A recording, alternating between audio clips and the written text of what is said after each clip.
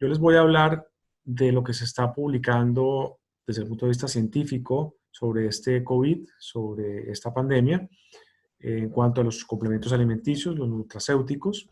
También algunas publicaciones más antiguas que tienen que ver con la evidencia que hay de apoyo con sustancias naturales en algunos virus, como el coronavirus y otros, para poder tenerlos en cuenta como apoyo al sistema inmune. Recordar que lo que se va a decir acá no es un reemplazo de lo que sería un tratamiento convencional. Lo más importante son las medidas que se están dando a nivel oficial de confinamiento, distanciamiento social, tapabocas, lavado de manos. Pero bueno, sabemos que hay cosas desde la nutrición, la alimentación, algunos hábitos que podemos hacer que el sistema inmune sea más fuerte y así, en caso de contagiarse, pues tener más posibilidad de tener menos complicaciones. Es como un ejército. Imaginemos un ejército de algún país que va a ir a la guerra y está malnutrido, está estresado, pues es lógico que no va a tener la misma función y eficacia, pues así funciona el sistema inmune. Esto es lo que vamos a tocar ahora de manera general durante media hora aproximadamente. Vamos a compartir una pantalla. Bien, entonces, seguir el hilo de lo que está saliendo en la literatura, pues es muy difícil. Son miles, cientos de publicaciones que están saliendo de manera frecuente y no va a ser posible, pues, poder seguirle, nadie podría hacerlo. Pero bueno, yo les voy a hablar de algunos que me parecen más relevantes. Seguramente en unos meses, pues esto va a ir cambiando. Bueno, antes que nada, hablar un poco de la inflamación. Sabemos que gran parte de las patologías en su raíz tienen un componente inflamatorio y hoy sí que interesa evitar la inflamación ya que agota el sistema inmunológico, lo va minando. Entonces, lo que podamos hacer para tener una inflamación más disminuida, como puede ser una dieta antiinflamatoria, un sueño adecuado, el ejercicio, el manejo del estrés, todas esas medidas y suplementos nos van a poder disminuir esa inflamación y por lo tanto tener un sistema inmunológico más fuerte. La microbiota se sabe que es gran parte de la inmunidad, la mayoría de células inmunes están en el intestino, hoy se sabe, y pues regular la microbiota de estas bacterias a través de la alimentación, el manejo del estrés y, por qué no, en algunos momentos los suplementos, puede ser interesante en estos meses de esta pandemia, repito, como apoyo. Recordemos que el sistema inmune requiere de un equilibrio, un balance, y gran parte de las consecuencias negativas de este virus tienen que ver con la tormenta inmunológica, es el desbordamiento del sistema inmune, especialmente en las fases más tardías de esta infección, ¿no? De esta pandemia. Entonces, es diferente a un paciente que no tiene síntomas, que no está infectado, quiere hacer algo para prevenir la infección, y el que ya los tiene y está en una fase tardía de la infección por coronavirus va a cambiar el manejo. Esto desde el punto de vista de apoyo de suplementación, además de lo que se hace a nivel pues, convencional. En esta revista Nature se hace énfasis en la importancia del intestino y su injerencia en otros órganos a distancia, como el cerebro, el páncreas, los pulmones, por su modulación de citoquinas y otros agentes inflamatorios. Ahí se vio una relación, no necesariamente causal, pero sí de algunas bacterias que están disminuidas y su asociación con otras patologías a distancia. El intestino permeable es esa situación en la cual el intestino tiene una permeabilidad aumentada. Normalmente el intestino es permeable, pero no de manera exagerada, y eso hace que algunas bacterias, virus y toxinas entren al sistema circulatorio, generando pues inflamación, autoinmunidad, etcétera. Entonces va a interesar pues eso, cuidar nuestro intestino básicamente con una dieta adecuada, antiinflamatoria, que ya hablaremos un poco de ello, y con las medidas que vamos a comentar. Nuevamente aquí para hacer énfasis en la importancia del eje cerebro-intestino y cómo ese eje tiene que ver con el estrés. El estrés altera la microbiota y la microbiota altera también el cerebro y así el intestino. Es un círculo vicioso, hay que actuar en los diferentes niveles. Bueno, ¿qué podemos hacer para mejorar la inmunidad? Pues muchas cosas. Para empezar, la alimentación. La alimentación interesa en esta época que sea una alimentación menos procesada, si es posible, más con predilección de frutas, vegetales, nueces, proteínas de tipo pescado, hacer ojalá ayunos, si es posible, intermitentes, dejar en la noche 12, 16 horas ojalá por lo menos 2 veces a la semana, o hay gente que ya lo ha incorporado de manera rutinaria, o cenar temprano también le ayuda al hígado a poderse desintoxicar y tener más herramientas de tipo energéticas, incluso desde el punto de vista inmunológico, para poder actuar en caso de una infección con un virus como este o cualquier otro. El ejercicio, sabemos que el intestino, el sistema inmune, perdón, gran parte de la producción de células inmunes están a nivel de los huesos, del sistema osteoarticular. Entonces, si no nos movemos, esto va a estar bastante disminuido. Hay ejercicios en casa, aquí les puse un ejemplo, que se pueden hacer, también están los isométricos. La idea es tener la intención de movernos un poco todos los días y así de esa manera estimular la circulación y el aporte de oxígeno y de nutrientes a todas las células. La respiración, los ejercicios de meditación, respiración, este es solo un ejemplo, son muy importantes, es un hábito que ojalá podamos adquirir todos. Aquí les puse el ejemplo de una respiración que tiene incluso alguna evidencia para artritis de tipo espondiloartritis. Esto es un ensayo clínico, pero bueno, hay muchas meditaciones como la meditación trascendental, está la coherencia cardíaca, etc. Esta es de Wim Hof, es muy sencilla, es una respiración que se hace en ayunas, acostado o sentado. Son 30 respiraciones profundas. Luego, después de la número 30, sin aire en los pulmones, se aguanta el aire durante 1 minuto y medio. Parece mucho, al comienzo cuesta, pero ese tiempo que se puede ir logrando y esa apnea, pues es un estímulo hormético que le viene muy bien a la fisiología y sobre todo para el control del estrés. Y después del 1 minuto y medio se toma aire con los pulmones llenos y se aguanta la respiración durante unos 15 segundos. Este ciclo, todo este ciclo anterior, se repite durante 3 veces. Es un ejemplo. Aquí tienen la página web para los que quieran profundizar. Bueno, el sueño es fundamental. Ojalá dormir por lo menos 7 horas, cuidar los hábitos del sueño, el exceso de tablets, la alimentación muy pesada en la noche. Todo eso altera el sueño. Quitar electrodomésticos eléctricos cerca a la cama, por lo menos. El uso de colores más cálidos en la noche, el tablet, ponerlos en modo, digamos, de noche, que tienen control de evitar la luz azul. Todo eso nos va a ayudar y en algunos casos se puede utilizar suplementos relajantes, ansiolíticos, como puede ser el caso pues, de la pasiflora, la valeriana o un poco de melatonina puntualmente, puede ser interesante durante alguna temporada, ¿no? Bien, en cuanto a este virus, sabemos del COVID, tiene receptores, se unen los receptores AC2, que son los receptores de la angiotensina, inhibidores de la angiotensina. Se sabe que están más expresados en personas que son cardiópatas, que son hipertensas, y por lo tanto, estos pacientes que son cardiópatas, pues tienen más posibilidad de tener infección, de infectarse con este virus, como lo que estamos viendo. El ciclo del virus pues, se adhiere a las células de la mucosa, AC2, y luego estas utilizan la maquinaria de la célula para luego producir más células virales, producir más virus, perdón.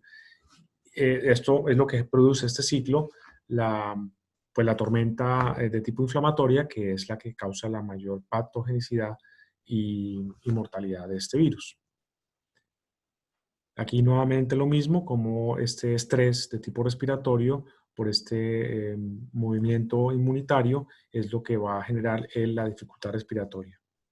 Bueno, aquí hay algunas publicaciones, algunas no son concretas de este virus. Esto es a propósito de otro tipo de virus, pero que sí han evidenciado ser eficaces para disminuir la sepsis de pacientes que son infectados con coronavirus.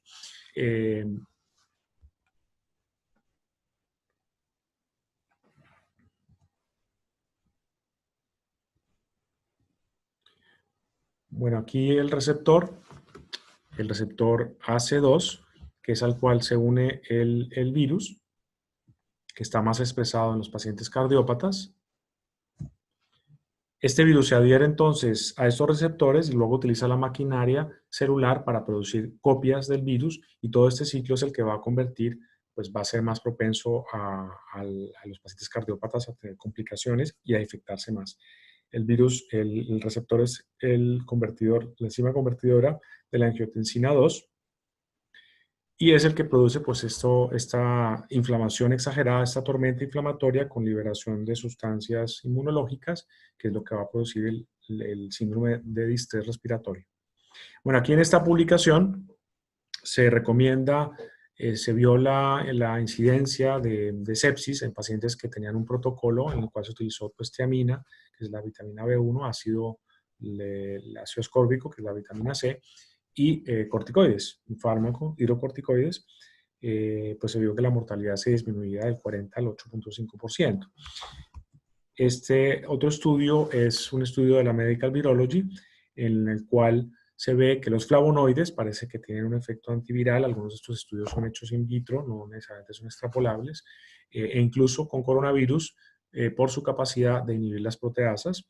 La nicotinamida, que es la vitamina B3, se ha visto que es inhibidor de la ECA2 y recientemente también se está haciendo énfasis en la nicotinamida en las fases, sobre todo la fase inflamatoria de la infección, pero también se podría utilizar en la fase pues, temprana de esta pandemia. El ácido lipoico, los fitoestrógenos como el resveratrol, también se ha visto que pueden ser interesantes. Sabemos que esta enfermedad, esta pandemia afecta más en hombres, aunque también en mujeres, y pudiera ser que el efecto estrogénico tuviera algún factor en ese sentido. En esta publicación, que es más antigua, se ve cómo algunas plantas, como la simicifuga, tiene in vitro una evidencia de ser antiviral. Aquí se coloca pues, esta planta y se ve que el crecimiento in vitro pues, está disminuido. Otras, como los terpenos, que son los componentes de los fitoterapéuticos, se ve que se ha visto que tiene un efecto de tipo antiviral, a propósito del síndrome de estrés respiratorio asociado a coronavirus. Los cítricos, especialmente los que son ricos en flavonoides, pues eso, tienen esa también función, y si tienen un efecto inmunoregulador. Especialmente aquí hablan de los aceites esenciales, pero en general los cítricos de las frutas y sus flavonoides son interesantes. Por ejemplo, aceites esenciales de naranjo dulce, en fin, podrían ser una opción de apoyo a estudiar. El zinc como mineral es el que más se está comentando a propósito del COVID-19, porque se ha visto que tiene una capacidad de, incluso en la hidrocloroquina, que es uno de los fármacos que se están utilizando, se ha visto que en parte puede ser su efecto debido a la acción que tiene sobre el zinc.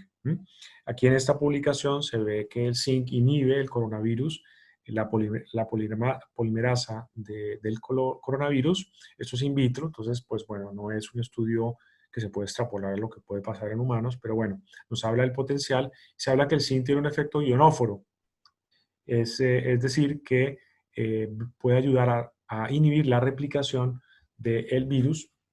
Ionóforo se refiere a la capacidad que tiene de las sustancias ionóforas, son las que pueden permitir la entrada del zinc de una manera más eficaz. La cloroquina es un iodóforo, funciona como un iodóforo del zinc, y eso es uno de los mecanismos que se estudian. Sabemos que la cloroquina o la hidroxicloroquina se está utilizando en ensayos clínicos. Bien, aquí hay algunas publicaciones de lo que pasa con el zinc y el uso y el crecimiento viral. Las dosis altas de vitamina C, este artículo titula "Dosis altas de vitamina C intravenoso podría ser un tratamiento para el COVID-19", y ahí hablan de un abordaje pues mecanístico, ¿no?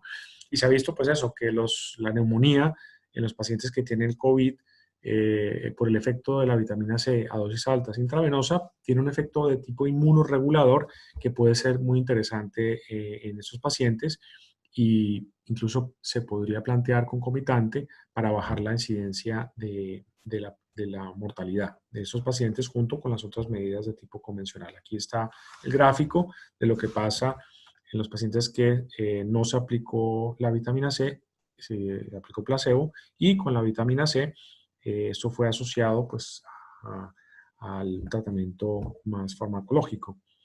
Aquí en los puntos, las estrellas amarillas son los sitios donde la vitamina C tiene una acción de tipo pues, modulador, ¿no? En varios aspectos. Los betaglucanos son otros componentes que son relevantes ahora, ya que ayudan a activar cierta liberación de citoquinas a propósito de la acción de los linfocitos, que pueden hacer que el sistema esté alerta antes de tener cualquier tipo de infección por cualquier patógeno, y es como preparar el ejército, podríamos decirlo así. Algunas betaglucanos tienen estudios por su efecto de inmunomodulación, pero quizás en la fase ya en la cual ya hay una infección o hay una tormenta inmunitaria, no convendría utilizar este tipo de sustancias, están sobre todo en los hongos, los betaglucanos, sino más bien en las fases tempranas o incluso mejor como preventivo. Aquí un poco más del sitio donde actúan los betaglucanos y luego su liberación de estas sustancias moduladoras del sistema inmune. La vitamina C, pues ya es muy conocido su efecto de apoyo al sistema inmune, incluso tiene una declaración en la EFSA a propósito de esa acción, y bueno, pues sería uno de los preferidos. Si tuviera que hablar de sus complementos, hablaría de la vitamina C, el zinc, la vitamina D3, de la cual hablaremos más adelante. Esos serían los protagónicos. Y ya dentro de la fitoterapia, dependiendo de la fase que nos encontremos, pues podríamos tener fitoterapia más de tipo preventiva, de estímulo inespecífico del sistema inmune, como puede ser la quinasia, como puede ser el astrágalos y otro tipo de plantas, incluso los hongos. Y ya si hay una infección, pues cambia un poco el panorama, como ya veremos. Aquí estas son algunas publicaciones de un extracto estandarizado de micelio de shiitake. No tiene estudios en coronavirus, pero sí los tiene en virus ARN, como el dengue, la fiebre amarilla, incluso algunas publicaciones a propósito del HIV. Estos son publicaciones que han sido publicadas, otras publicadas y revisadas por pares de expertos, para que cuando las quieran revisar. Seguimos entonces con la vitamina C. Esta es una publicación de Nutrients. Recordemos, Nutrients es una revista muy reconocida, de muy alto impacto. Y bueno, pues hablan de eso, de la capacidad que tiene la vitamina C de generar de apoptosis,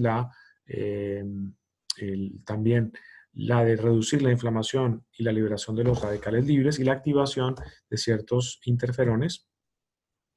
También se ha visto que las dosis altas de vitamina C podrían disminuir la mortalidad en casos de sepsis en pacientes con la infección bueno, en general, pero también con este virus. También la vitamina C promueve una diferenciación, una maduración de los linfocitos.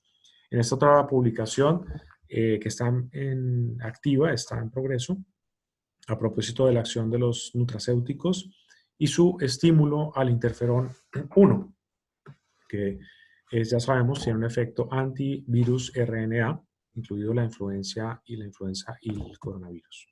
Estos son los complementos que comentan en ese artículo. Está la N-acetilcisteína, tenemos la espirulina, el sauco, la glucosamina, los betaglucanos, que ya habíamos comentado, el selenio y el zinc. El zinc, por ejemplo, se vio que disminuía la mortalidad de las personas mayores hasta un 27%. El ácido lipoico, por su efecto de estímulo del interferón 1. El sulforafano, también por el efecto de interferón. Y aquí, pues, las dosis, no se trata, desde luego, esto es una publicación más de las que están saliendo, pero recordemos que lo más importante es la nutrición, el ejercicio, el control del estrés y el sueño. En eso es lo que realmente tenemos más impacto, y ya luego los complementos alimenticios, como bien lo dice el nombre, complementos, nos van a apoyar el resto de acciones. Bien, entonces los protagonistas serían la vitamina C, la vitamina D3. Este es un protocolo que ha salido en el Hospital General de Valdepeñas, en el cual están incluso, un ensayo que es clínico, en el cual se está pues, utilizando la ozonoterapia con resultados prometedores. Parece ser que la ozonoterapia va a ser, si no ya es, una opción de las más importantes a tener en cuenta en esta infección, además de la vitamina C. Cuando hay marcadores inflamatorios en esta infección, ya sabemos que estamos en la fase pues, de la tormenta inflamatoria, la fase más de desborde inmune, y ahí es donde tenemos que evitar sustancias que sean estimulantes inespecíficas del sistema inmune, pues como los hongos, la quinasia, en fin, ahí nos interesa más otro tipo de componentes, como por ejemplo la vitamina B3, que es la nicotinamida. Ese es uno de los que nos interesa tener en cuenta. Luego la quercitina es otro también relevante, la vitamina C, el zinc, ese también nos interesa, pero no otro tipo de fitoterapia de estímulo en específico de la vitamina C. En este tienen ahí varias publicaciones donde se habla, por ejemplo, de la vitamina D, para los que quieran revisarlo, y otras que están en curso a propósito de la situación actual. En esta publicación, en esta página web, en ortomolecular.org, van a encontrar pues opciones que ellos comentan a propósito del coronavirus. En esta publicación se ve cómo la injerencia de diferentes componentes. Vemos aquí, por ejemplo, la quercitina, vemos la cúrcuma, el jengibre y otros. Son estudios que están están en curso, estos ensayos clínicos. Y pues nuevamente el tema del ozono, que pues está cada vez más teniéndose en cuenta desde el punto de vista de investigación, en algunas hechas incluso en hospitales pues públicos, y ya pues tendremos ojalá más claridad sobre su efecto beneficioso. La vitamina D3. La vitamina D3 interesa muchísimo ahora por el confinamiento, sobre todo por la falta de exposición a luz solar, que es nuestra principal fuente y que pues por obvias razones no estamos obteniendo. Con la vitamina D3 sí nos interesa tener dosis más importantes, quizás de mínimo 4.000 unidades para un adulto, incluso unos 2 o 3 días, dosis incluso mayores, hasta nivelar y luego ya tener una dosis de mantenimiento de 3.000, 4.000, aunque lo ideal es que esto sea visto pues, por un profesional. En esta publicación, en cuanto a las consideraciones desde la medicina integrativa con relación a la pandemia COVID-19, pues se habla del sueño, un sueño adecuado, el manejo del estrés, nuevamente el zinc en estas dosis, el consumo de frutas y verduras que son ricas en flavonoides, ya sabemos lo que hacen los flavonoides. También nos hablan de la quercitina, el zinc por su efecto ionóforo, la cúrcuma y otros componentes. La vitamina C, la melatonina, aunque se utilizan aquí, pues hace alusión a dosis mucho más altas de las que se suelen utilizar. En las dosis de vitamina C, como pueden ver, pues la dosis diaria típica de 500 miligramos a 3.000 al día son las dosis más altas utilizadas en tiempos de infección, o sea que estamos hablando de 3.000 unidades, se pueden tomar pues repartidas, y si es una versión de vitamina C, por ejemplo liposomada, se podrían tomar dosis más altas con buena tolerancia, aunque el ideal es lo que están mostrando los estudios, es el uso de dosis intravenosas. El saúco es otra planta que tiene un efecto antiinflamatorio, también se ha visto algún efecto antiviral que puede ser relevante como apoyo, repito, todo esto es lo que dice el artículo. Y la vitamina D, bueno, pues su relevancia por su efecto inmunomodulador. En este artículo también hacen alusión a que de pronto, durante los síntomas de infección o prueba positiva, ellos dicen evitar, comentan algunas sustancias. El saúco en esa fase quizás no sea el más conveniente, el micelios de hongos tampoco, la quinasia, el alerce, en fin, ellos hacen alguna referencia, aunque eso tampoco está todavía, digamos, corroborado, pero tiene sentido, pues que hay algunas sustancias que hacen un estímulo más inespecífico, el de no abusar o incluso no utilizarlas en esa fase de infección aguda. Y ya más, probablemente seguro, recordemos en ciencia las cosas siempre se sugieren, no se dicen categóricamente, pero sí se habla de seguridad en la quercetina, el astrágalo, el ajo, la menta, el té verde, el zinc, aquí está, y la vitamina A, aunque la vitamina A sí es importante no pasarnos en sus dosis, o por lo menos que no sean muy de uso prolongado. En la vitamina C, pues eso, aquí resaltan que es importante reiterar que hasta la fecha no existen estrategias integrales de prevención o tratamiento clínicamente basados en la evidencia para la infección de COVID-19. Claro, este es un virus nuevo, estamos hasta ahora investigándolo, Recordar que hacer un estudio multicéntrico, autorizado o una revisión, un metaanálisis, pues no estamos muy lejos de eso, pero bueno, hasta la fecha esto es lo que se está publicando. En esta revista de la Alternative Medicine basada en la evidencia, bueno, pues nuevamente nos hablan de la vitamina D, la C, el zinc y la quinasia como los protagónicos, incluso la vitamina, el zinc con la capacidad de disminuir la infección en pacientes mayores hasta un 33%, es lo que muestran aquí en este artículo. Y la vitamina D, en cuanto a la capacidad que tiene en este artículo, nos hablan de nutrients, de que podría tener alguna injerencia en la reducción del riesgo ya corroborado en la influenza y posiblemente también con el COVID-19, aunque eso pues falta más publicaciones, pero ya incluso lo dicen. Hay una evidencia que soporta que podría reducir la influencia y las infecciones y las muertes por COVID-19. O sea que ya son palabras mayores de una revista de un alto impacto como es Nutrients.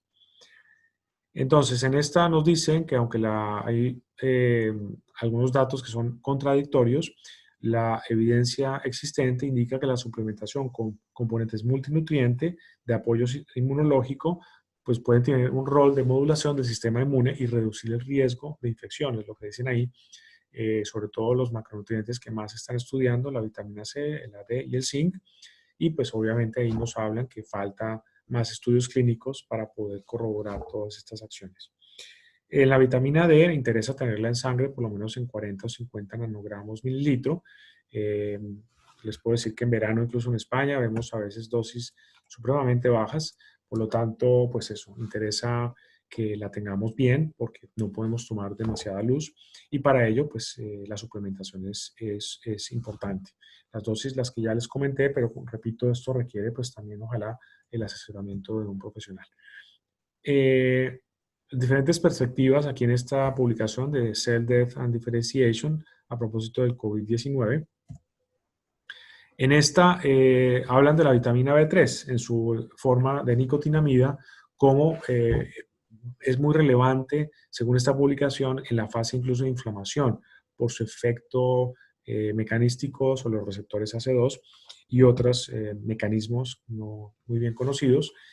Podría ser útil tanto en la fase temprana como sobre todo en la fase tardía. Y bueno, esto es lo que les quería decir. Muchas gracias por su atención. Mucho ánimo. De esto vamos a salir reforzados. Hay muchas enseñanzas que vamos a poder tener con esta pandemia y saber que tenemos herramientas en casa para poder mejorar nuestro sistema inmunológico y una de ellas pues son los complementos alimenticios, entre otras. Pues muchísimas gracias por su atención.